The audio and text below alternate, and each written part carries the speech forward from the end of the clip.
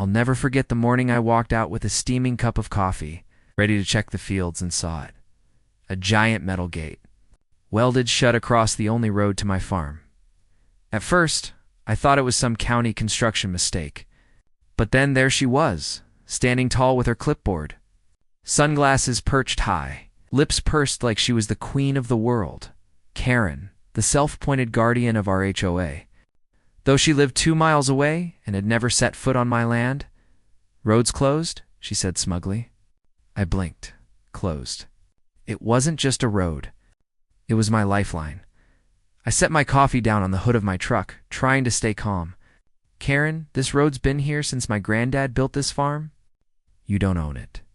You can't just lock me out." She flipped her papers dramatically. "According to HOA guidelines, this road cuts through community property.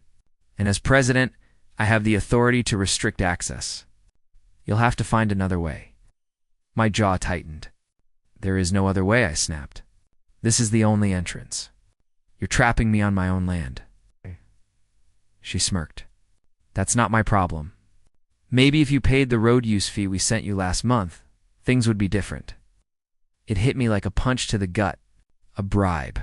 They'd invented some fake fee, and because I refused to pay, they were trying to strangle me out. That night, I sat at the kitchen table, staring at the old family photos hanging on the wall. My dad holding me on his shoulders as a boy.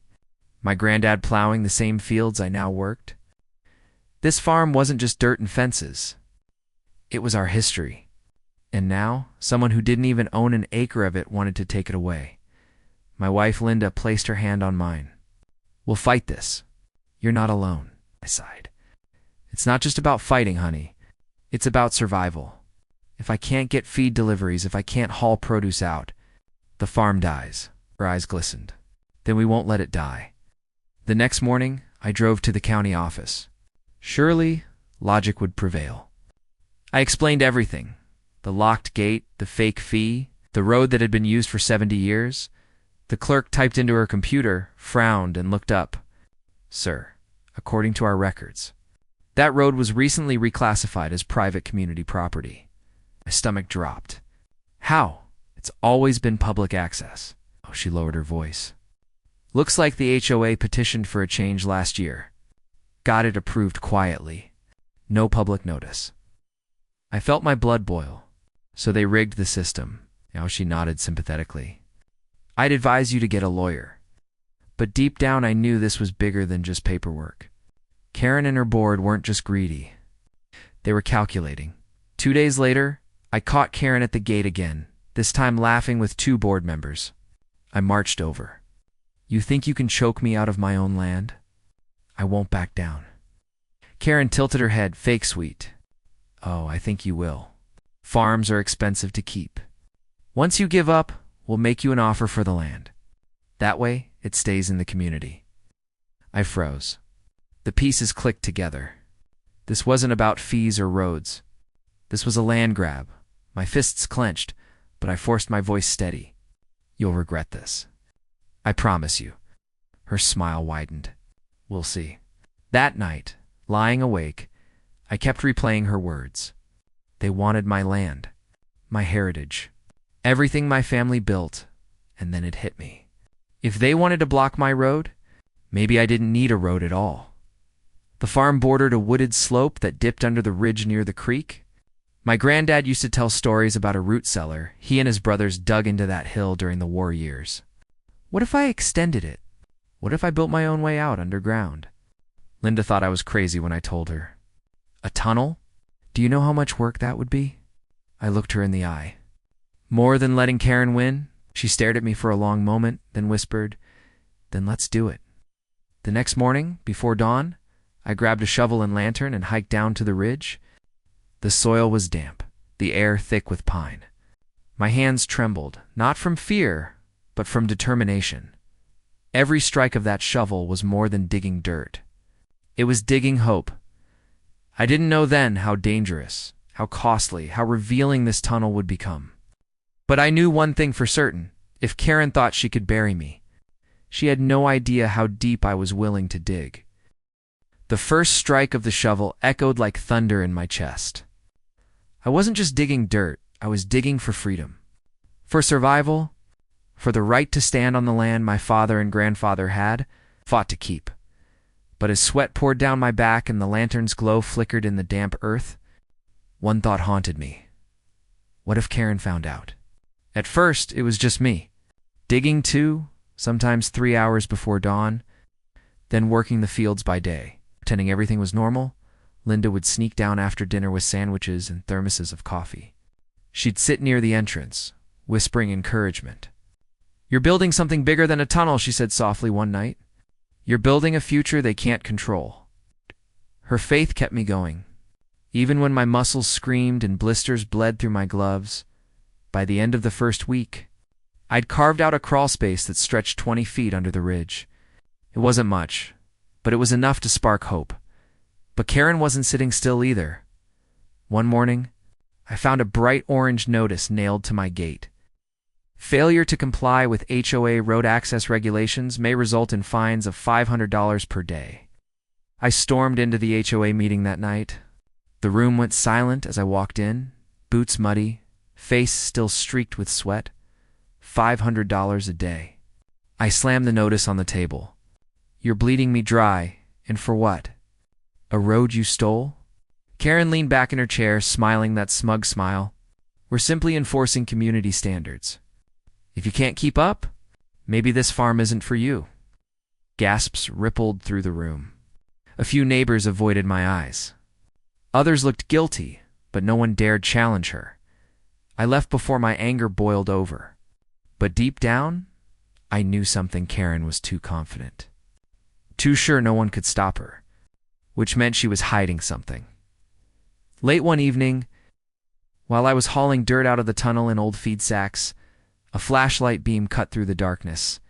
"Need a hand?" A voice whispered. It was Tom, my nearest neighbor. A quiet man, Vietnam vet, always kept to himself. I froze. "Tom, how much did you see?" He smirked. "Enough to know you're either crazy or brilliant." "Maybe both." I hesitated, then finally admitted, "Karen's trying to bury me. This is my only way out." Tom set his flashlight down, rolled up his sleeves. "Well, if you're digging for freedom, then I've got a strong back and some time. Let's make sure that woman doesn't win." From that night on, Tom became my ally. Together, we worked in silence. The sound of shovels and picks echoing through the earth like a heartbeat. About 3 weeks in, disaster struck. We were digging through a softer patch of soil when suddenly, crack, the ceiling gave way, dirt pouring down like a tidal wave. "Tom," I shouted, shoving him toward the exit. We scrambled, coughing, clawing our way out as the tunnel choked behind us when we finally collapsed in the open air. Covered in mud and gasping, I looked at him, terrified. This is too dangerous. Maybe Karen's right. Maybe I should just sell. Tom grabbed my arm, his eyes fierce. "Don't you dare. You think your granddad built this land just so you could hand it over to a bully? No, we rebuild. Stronger this time." His words burned into me like fire. And so we reinforced the tunnel with salvaged lumber, bracing every foot like our lives depended on it. Because they did. One night, while digging deeper, my shovel struck something solid. Not rock, not roots. Something. Metallic. We scraped away dirt and uncovered a rusted steel box half buried. My hands trembled as I pried it open. Inside were folders, old papers, receipts, handwritten notes. Tom squinted under the lantern. "Looks like HOA records." We flipped through them, and my jaw dropped. They weren't just notes. They were payoff ledgers. Karen and her board had been siphoning money from HOA fees for years, funneling it into consulting projects, land acquisitions, even private vacations. And the kicker, the road petition that blocked me out, they paid off a county clerk to approve it. Tom let out a low whistle. "Son, you're sitting on a powder keg." I clutched the papers, my hands shaking. This could bury her, once and for all. But fate wasn't going to make it easy. The next morning, as I was loading hay, Karen pulled up in her shiny SUV. She rolled down the window, her smile sharp as a knife. "Funny thing," she said. "Some neighbors mentioned hearing digging noises at night. Anything you want to tell me?" My stomach clenched, but I forced a calm smile. "Just fixing up the old root cellar. Winter's coming, you know?" Hem. "Well, don't get too comfortable. Things are about to get harder for you." She drove off, dust trailing behind her like smoke from a gun. That night, I laid the stolen papers out on the kitchen table. Linda's hands flew to her mouth. "This is proof. Real proof." But I shook my head. Proof means nothing if she buries me before I can use it. Tom's words echoed in my mind. Powder keg. And I knew then the tunnel wasn't just an escape anymore. It was the key to exposing Karen's empire of lies. But if she even sniffed out what we'd found, she wouldn't just stop at blocking my road. She'd try to bury us alive. They say the deeper you dig, the darker it gets. And it wasn't just the tunnel walls closing in anymore. It was the lies, it's the threats, the weight of Karen's shadow pressing down. I thought the tunnel was my salvation. But as the earth closed around me that night, I realized it was also becoming my grave of secrets. The HOA fines weren't enough for Karen anymore. She needed to break me faster. One morning I walked out to find a tow truck idling by my gate. A man waved a paper in my face. "HOA orders. Says here, you're behind on community vehicle compliance fees. This truck's being impounded." My chest tightened. This is my farm truck.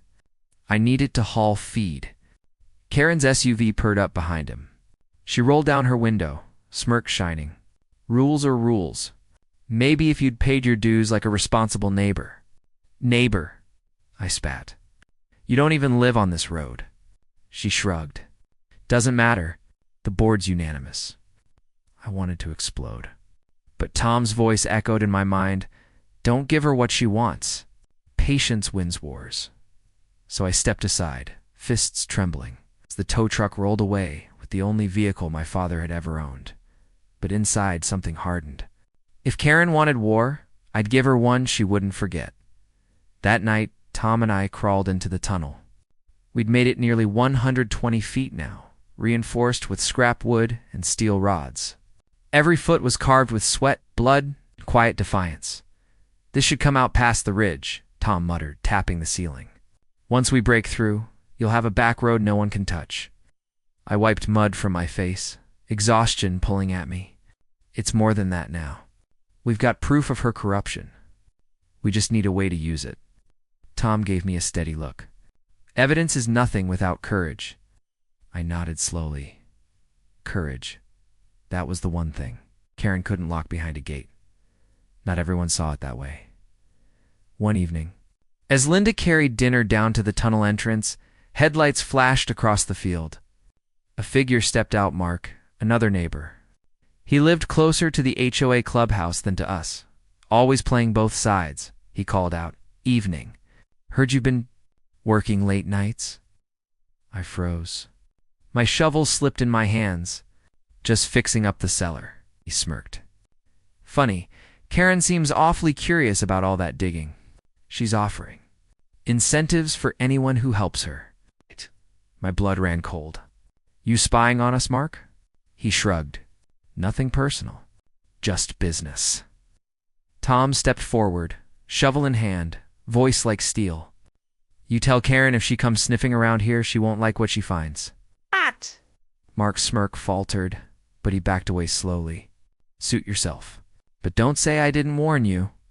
When his taillights disappeared, Linda whispered, "He'll tell her. He'll sell us out." I stared at the half-dug tunnel behind me, my chest heavy. Then we dig faster. 2 nights later, a storm rolled through. Rain hammered the fields. Thunder shook the walls. We were deep underground. Lanterns flickering. When I heard it, a low rumble. Then water. "Tom." I shouted as muddy water surged through a crack in the wall, flooding the floor. We scrambled, hauling buckets, reinforcing beams. But the flood swallowed everything in minutes. By the time we crawled out, gasping, The tunnel's lower half was buried in water and mud. I collapsed in the mud outside, chest heaving. It's ruined. Weeks of work. Gone. Tom put a hand on my shoulder, his voice firm. You can rebuild dirt. You can't rebuild spirit. Don't let her take that from you. But that night, lying awake, I couldn't shake the voice in my head. What if Karen already won? The next morning, I found Linda sitting by the kitchen table, the stolen HOA ledgers spread out before her. Her eyes were red from crying, but her voice was steady. Do you know what this means? She's not just greedy. She's stealing from everyone. Even the families who trusted her. The widows paying fees they couldn't afford. The young couples saving for their first home. She's robbing all of them. Her hands trembled as she pushed the papers toward me. This isn't just about us anymore. It's about the whole community. For the first time in weeks, the fire in me sparked again. She was right. Karen wasn't just trying to crush me. She was crushing everyone. And if I didn't fight back, who would? Armed with courage and copies of the ledgers, I stormed into the next HOA meeting. The room hushed. Karen sat at the head of the table, smug as ever. I slammed the papers down. I know what you've been doing. The fake road petition, the bribes, the stolen fees, it's all here. Gasps erupted. Neighbors leaned forward, eyes wide. Karen laughed, cold and sharp. You think anyone's going to believe a bitter old farmer? Those are just scraps of paper. You have no proof of where they came from. I glared at her. Then why are you shaking? Her smirk faltered just for a second, but then she snapped her fingers, and 2 board members stood. This meeting is over. Escort him out. I was shoved out the door as whispers rippled through the room, and as the door slammed behind me, I knew Karen wasn't invincible. She was terrified. That night, as I returned to the tunnel, my heart sank. The entrance was destroyed, collapsed in. Dirt scattered everywhere. Footprints in the mud led away. Mark. I clenched my fists, rage boiling. He had betrayed me, just as Linda feared. And now, the only physical evidence we had. The tunnel. The ledgers hidden inside was at risk of being lost forever. Tom caught up, his lantern casting shadows across the wreckage. She knows. She's coming for everything. I looked at the ruined earth, at the dream buried beneath it. Then I looked at Linda, standing in the rain with fire in her eyes. No, I said quietly. She thinks she's buried us, but she's only made us stronger. Lightning split the sky, thunder shaking the ground as I stood over the collapsed tunnel. Karen thought she had one, but she didn't know the one thing I had left. I still had copies of the ledgers. I still had neighbors starting to doubt her, and I still had the will to fight. This wasn't just my battle anymore. This was war, and the storm had only just begun. They thought they had me buried. Karen, with her smug smile and fake rules. Mark, with his betrayal. The HOA board, with their lies. But what they didn't know was this. You can bury a seed in the dirt. But that doesn't kill it. It grows. It finds light. And one way or another, it breaks through. After the tunnel collapse, Tom and I spent 2 full days hauling mud, reinforcing beams and clearing debris. My hands were raw, my back screamed, but I wouldn't stop. Linda stood at the ridge, lantern glowing like a beacon in the night. You're not just digging anymore, she said softly. You're proving you can't be broken. And she was right. Every shovelful wasn't just dirt. It was defiance. By the end of the week, the tunnel stretched farther than ever, nearly breaking through the ridge. The air at the end grew cooler, fresher. Freedom was close. Meanwhile, whispers had spread. The ledgers Linda and I had copied found their way into the hands of a few trusted neighbors, Mrs. Parker. A widow who'd been paying special HOA maintenance fees for years cornered me at the market. Her voice shook as she held my arm. Are the rumors true? Did they really take our money? I nodded. Every penny. And more. Her eyes welled with tears. We trusted them. Word spread like wildfire. By the time the next HOA meeting was called, half the town showed up. Not to support Karen, but to demand answers. The boardroom buzzed like a hornet's nest. Karen sat at the head table, her hair perfect, her smile brittle. I walked in carrying a box. Inside were copies of the ledgers, photographs of the originals, and a flash drive with scanned files. I set it on the table with a thud. Ladies and gentlemen, here's the truth. Gasps filled the room as I read off entries. $7,200. Labeled as road petition consulting, actually a bribe to the county clerk. $15,000 for a community retreat spent on a week in Cancun. $3,500 in fake landscaping fees, deposited straight into Karen's personal account. Karen shot to her feet, face red. Lies, all of it. But then Mrs. Parker stood. Then why do these records match my checks? Others shouted in agreement. The room erupted. For the first time, Karen wasn't in control. Her mask slipped. She pounded the table, screaming over the crowd. You don't understand. Without me, this community falls apart? I did what I had to do. Someone shouted back, You stole from us. She spun toward me, eyes wild. And youth is your fault? Digging like a rat in the ground. Stirring people up, her words died as I pulled out the final card.